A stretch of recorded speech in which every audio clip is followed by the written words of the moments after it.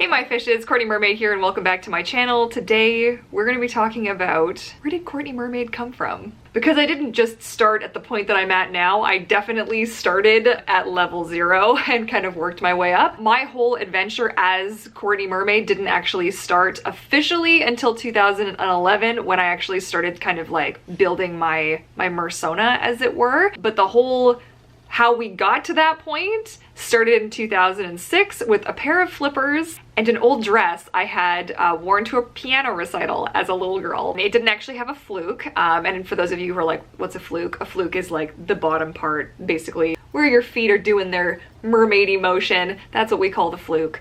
And so I didn't have any covering over these two like dollar store flippers that I had picked up, and I was so afraid to open my eyes underwater, and so I would always wear these really like horrendous goggles, these like shaded dark goggles that you couldn't see my eyes through. I don't know, but that was my look. That was the look. I had like the mismatched bikini top with the half mermaid tail, blue flippers, and goggles, and that was how it all started. And I can't tell you how pumped I was at the thought that like, okay, I've made half a mermaid tail, let's make the rest of it, shall we? And my grandmother had this like bolt of fabric kicking around from like 50 years ago that was also that kind of slinky, spandexy, but not spandex, because this wasn't spandex. This fabric was not meant to be a mermaid tail, I'll tell you that. Like the pool just ate it up like immediately. It was crazy. But that was my first orange tail. That was the second ever mermaid tail that I made, and I of course had help for all of this because up until this point I was too scared to learn how to sew, and so my mom was doing all of the sewing. So a big shout out to my mom for helping me sew the first of the mermaid tails, and of course my grandmother got in on the action too with later tails. I can't tell you like the comments that I would get. I'd go to the pool, and what I had to do was, because the orange tail was super see-through, is I would actually wear the black tail as like a sleeve underneath the orange tail, like safety much. And I'd go to the pool and people would ask me if I was like a stunt woman, am I doing this for a movie, am I training for something? This was like nobody had mermaid tails in the city. And so as I kind of progressed, the next tail I made was this blue spandex, and I continued to wear the mermaid tail layers, so I ended up wearing the black tail underneath all of these other spandex tails because all of the material was just too see-through. You could always see my bathing suit bottoms, and that used to drive me actually up the wall. I just couldn't stand it. I was trying to make like belts to like wrap around my bum so you couldn't see my bottoms, and it just, no. And then from there came the first painted tail. So at this point, I had discovered mermaids on YouTube. I had discovered Hannah Fraser. I had seen a video of her in the Philippines. She was underwater in this silver tail, and I was like, I'm sorry, what? And then I discovered that there was like a community, like back before Mer Network was Mer Network, it was called Meryuku. I think that's what it was called. I can't remember now, it was so long ago. And I was on there and I'm like, oh my God, there's like people that are doing this. Like, what is this? Community. I was so excited, and I was having just some life ups and downs in 2011, just life. And so I just was like, okay, I'm gonna pour myself into this whole mermaid thing because this just feels so good to be a part of. Like, I'm getting out, I'm swimming, I'm, you know, making videos and all of this. And that's when I started the YouTube channel, was in 2011 with my first couple of like, this is how you paint scales on a tail videos, and everybody loved them, and that was great. So my first painted tail, by the time I was ready to swim in it, I'd actually been practicing mermaiding so much that I actually lost a bunch of weight, and the tail never actually fit me the way that it was supposed to. And that was kind of a bummer because like back in the day I used to hand paint the scales on, so it was really like, it was designed to line up at the size that it was, so I couldn't take it in, it would ruin everything, right? It was good. And my first couple of tops, like I didn't really know what I wanted for a mermaid top. How we got to the tops now that I make now is very much due to the fact that I like to be comfortable. I don't like to feel like my boobs are just on display for the world, and I don't like to feel like, oh, am I gonna, you know, is a nip gonna slip, you know what I'm saying? Like, I don't really want to have to think about that when I'm trying to enjoy my time in the pool. I had started off with like bras that were like nude colored and like painted just over the boobs, and like that just wasn't, I mean, they were fine and they were really comfortable, but they just wasn't quite what I wanted. And I found that that bras very often just absorbed way too much water, which was like, really? Like, no, thank you. But from there, I actually went to the World Mermaid Awards in Las Vegas, which was still probably to this day one of my favorite adventures that I've ever been on with my mom. I had such a good time. I think it was the first real mermaid convention that had happened, and I met so many wonderful mermaids who, like, now that I know them all a little better, I'm like, oh, it would have been cooler to get to know them more there, would have been cool, but what are you gonna do? I still, like, at that time felt that there's a hummingbird flying around. Felt very much kind of like an outcast in the community, kind of. Like, I wasn't the girl who was desperate to go out and buy a tail from another tail maker. I just wanted to make my own tails. I wanted to have my own mermaid adventure, and I always felt sort of like, okay, Courtney, that's okay, you do you, sweetie. That's, you know what I mean? I also felt kind of weird, like I didn't really belong within the community, which I always thought was kind of strange because, like, we're all just a bunch of weirdos swimming in mermaid tails. Can't we all just get along? But after that, I think I got even more excited to just keep going and keep experimenting, and like, how much further could I possibly push this whole mermaid tail making thing? Like, what else could I do? How else could I make them more comfortable? And it was also at that event that I actually got to meet Hannah Fraser, which was just about the coolest thing that's ever happened. And I also got to meet Medusa Rena, who just, oh my god, if she isn't like a force of nature. If you don't know who I'm talking about, first of all, like, what rock are you living under? I also got to meet her last year at the California Mermaid Convention, and oh my god, she's so sweet and so kind, and she took pictures with me, and it was so awesome. So that was really, really cool. And just not really knowing at the time, like, how much that first convention was going to have like an impact on me and what I actually wanted to do moving forward was really crazy. Fast forward from there, I created my second painted mermaid tail, which became kind of known as like my flagship tail. It was the tail that I used for a long time. Like, that tail got a lot of mileage, considering that it's a painted fabric mermaid tail. Like, that tail had a lot of repairs over the years and a lot of changes. It went from having no fringe to having a fringe. That became a big thing. But I wore that tail, like, I mean, she's still usable with the two flippers. Like, by the way, I didn't start using monofins for a long time yet. So I loved that mermaid tail. I lived in that mermaid tail. That mermaid tail was the, I'd say, like, the ground zero for what the rest of my tails kind of developed into over the years. So from there, I did a boat show, I did birthday parties, a couple of them over the Lower Mainland, and I just kind of started to settle into who I was going to be as a mermaid. I started doing protests around Vancouver, back when the Vancouver Aquarium was still keeping cetaceans in captivity. I did the dolphin slaughter protest outside of the Japanese embassy downtown. And that kind of continued on for 2012. I didn't really make too many other tails in that time. Mermaid Kim had started using my old tail.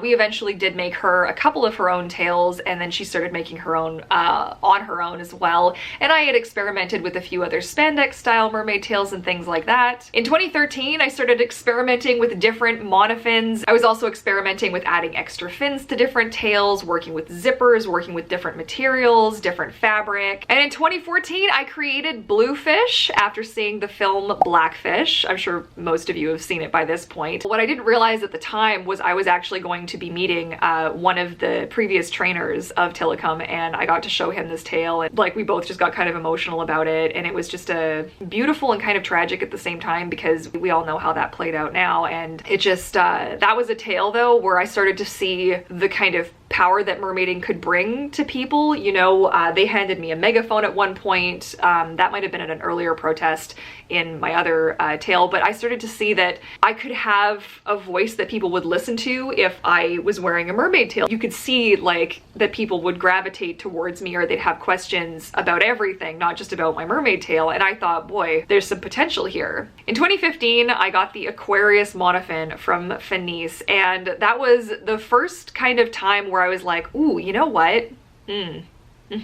There is, like, this is happening now. Like, we're doing this. The Aquarius led to two of my favorite mermaid tails that I've made and the last 2 painted mermaid tails that I've ever made. And I know a lot of people have a lot of bad things to say about the Aquarius. I would be the first to admit it's not the most comfortable and it's not the most tail skin friendly because of its sharp edges, but I still loved how my tails turned out. I still loved how I looked in those tails. I loved how I started to feel like a real mermaid in that monofin. That was the monofin where it started to kind of come together. It was also around the time when I started the Patreon pod and created the first of those 2 painted tails that I mentioned, which was Goldfish, which also became something of a mascot for the Patreon pod for a while. Patreon had a very orange logo at that time. They've kind of evolved since then, if that's what we want to call it. I'm not a super big fan of their latest branding, but that's neither here nor there. But at the time, I was very like fitting. I matched their logo basically, and it was not intentional. It happened to work out that way, and I thought that was cool. I was also creating the first of my kind of mermaid school tutorials.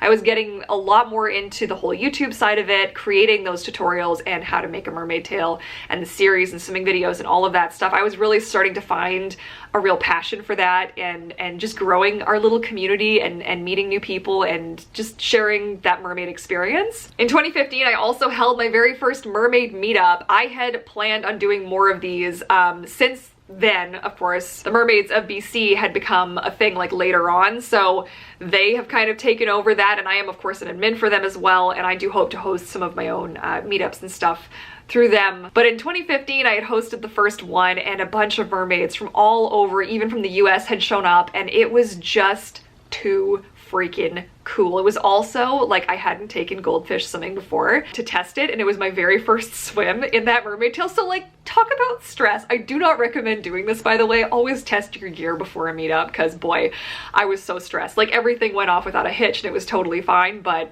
I was like, this is so intense. At that point, I didn't realize it. At the time, I had actually met Mermaid Biosa. That was the very first time I'd ever met her in person, and like, I mean, the rest is history, right? But it was really cool. I also met Ripple the mermaid for the very first time there, and that was really special because she had made her tail based on my tutorials, and I can tell you that like the little spark in here when I saw her tail, and like she looked so beautiful in it, and she had thanked me, and it just like brought a tear to my eye. Basically, I felt like that little spark that was just like starting to grow, this whole mermaid potential and all of the things that I could do and all of the things I could share with people, just kept like, it was being fueled now, and I didn't really realize where it would take me then, but boy, if you had that crystal ball, and just be like, okay, what are we going to be doing in a few more years? And a huge shout out goes out to my mom because at the time, like, I had never organized something like that before, and I didn't really know all of the things I was going to need and all the extra things I was going to need to do. And I had actually been organizing with Mermaid Kim, who sadly got really sick just beforehand. But my mom went out of her way to go like pick up food and drinks and stuff for us afterwards to bring it back, because we'd rented a room and we were having like a little post-swim hangout, and I had done like a raffle and all of this good stuff. It was such an event. It was so wild, and I would definitely see myself wanting to do more of those. It was really hard to put on, and it ended up costing me more than I had really anticipated, but it was so worth it in the long run. Definitely fun. In 2015, I also continued on with birthday parties all over the place. I was also starting to sell mermaid tails, plain spandex with some sequin and tulip dot detailing, but mermaid tails nonetheless. I actually made 3 for, there was a little girl I'd done a birthday party for, and 2 of her friends got mermaid tails from me, which was pretty cool. And that sort of started to set me on the path of making mermaid tails at a more like professional capacity. And then 2016 happened. So 2016 was going to be the year I hit my 10-year anniversary as a mermaid, and you know, sometimes life throws you curveballs. I was on my way to a doctor's appointment. I'd put my back out. I was having my heart tested. I was having some anxiety, and they just wanted to put a Holter monitor on me to make sure it wasn't anything serious. Everything came back totally normal and fine, but my mom had to come pick me up, and on our way back, like heading to the doctor, somebody made a very illegal left turn and hit our car and pushed us up onto the curb and into a telephone pole. I had had all of these plans and all of these things that I was gonna do with the year to kind of celebrate 10-year anniversary as a mermaid. I was gonna be kicking the YouTube into high gear and all of these things that just, I couldn't I could barely sit up. Like, I still to this day have pain in my neck from that accident, and it just, you know, I wasn't allowed to swim. I couldn't even sit at my computer. I was off work for weeks. It was a really dark time for me. 2016 was a garbage year if ever there was one. It took me the entire year before I could get back in the pool. So as soon as my doctor had given me like, okay, you know what? You can try it. If it hurts, stop. But you can swim in your mermaid tail again. But by then I hadn't been in a mermaid tail for months and I was just so scared. So I brought the Aquarius to the pool and Eric filmed me and I cried like an idiot. Like, I just couldn't stop. I was so emotional about finally being back in the water after all of that I had gone through, and all of the like emotional trauma and just the physical trauma and just everything. I was such a mess, and it felt so good and so awful to be back in the water. From there, as soon as I was able to get back in the water, at that point I had gained a bunch of weight. I was feeling really insecure.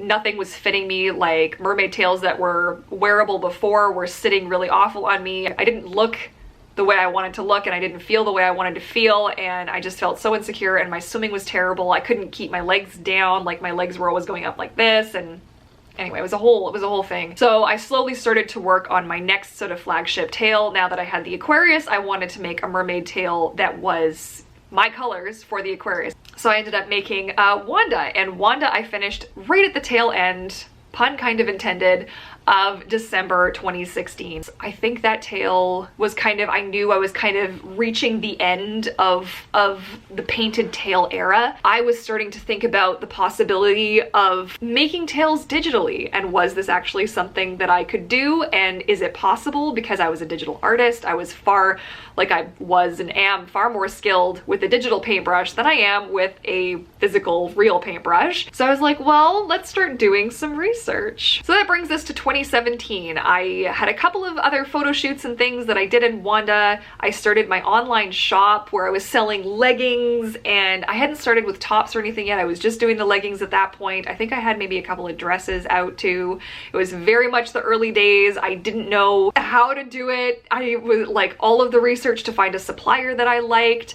It took me a hot minute to figure it out, and there's no real, like, there's some instructions online you can find and like tips and tricks and stuff, but not for the way that I wanted to do it and how I wanted to get there. And it was a far cry from where we are now, but I feel like it was, you know, you have to go through these growing pains. Like, you have to go through the steps. You can't just skip to the end. The journey, the story is the journey in between, you know what I mean? So that time I also created the very first printed fabric mermaid tail for the Aquarius. It was that beautiful purple and yellow number that I had made. I wanted something absolutely out there, something totally different, something that I hadn't made before in any shape or form, and I figured this kind of striped purple crazy like woo design was my ticket, and I made it. And I can still remember dropping off the fabric and like the butterflies, and then I still remember walking from my job at the time. I was still in animation, and I walked to my printer. I just picked up the package. I just need to like take a moment to just appreciate the fact that this is the biggest game changer like ever, and I'm so excited, and I'm crying just a little bit. It turned out so beautiful. You guys have no idea. So, and I brought it to the pool after I'd sewn it and put it all together, and it was a dream. It was more comfortable and more efficient and more fluid than any of the other tails I'd ever made. And I thought, this can't be real. Like, I like, what have I done? Like, is this it? This is it. This is the thing. I remember freaking out so hardcore about it and just thinking there's no way that this exists. And then when you think it can't get any better, the Finis Luna comes into your life. The Finis Luna. What can I even tell you about the Finis Luna? Hey guys, Courtney Mermaid here, finally, with my review of the Finis Luna. I was terrified. It only came in a medium or a small, and I bought the medium, and I was like, the medium's not gonna fit. Like, there's no way it's gonna fit. It goes up to a 10 and I'm an 11. There's no way. Like, guys, I was at my desk, I pulled it out of the box and I looked at it and I was like, this isn't real. This is the most beautiful. First of all, it's green and blue. Like, if that's not a sign from above, like, I don't even know what is. It's green and blue, and I pull it out of the packaging and I'm like, take off my socks, and I pop my feet in this sucker, and if it doesn't fit exactly to my foot size, like it was made for my foot, I don't know what was. I lifted my feet up and it flopped, and I was like, there was no pressure on my toes because of that. This isn't real, this isn't real, this isn't real, what is this? Oh my God. So the first thing that I realized, I had been swimming for like half an hour without foot cramps. Not a one, and I was like what? Like I wasn't having lower back pain, I wasn't having leg pain. Like I was still having pain, but it wasn't to the extent. And I'm swinging around, I'm like, oh my God. Then I was like, all right, that's it. I gotta make a printed tail for this. I gotta make it for it immediately, go. So without like taking the time to like, you know, make the tail skin really well, like I've got the side seams don't line up, and like it's blue on the bum and green on the front, and like a harsh line down the side, because I was just too eager. I'm like, I don't care, I just need this done yesterday, like go, go, go. And at that point I hadn't refined like any of my methods or anything, so I had no idea how to properly take measurements, how to properly do a pattern for a mermaid tail in Photoshop. Like I didn't, none of this. But I was so excited, guys. I was gonna have a Luna tail skin and it was gonna be the thing, and guys, it did not disappoint.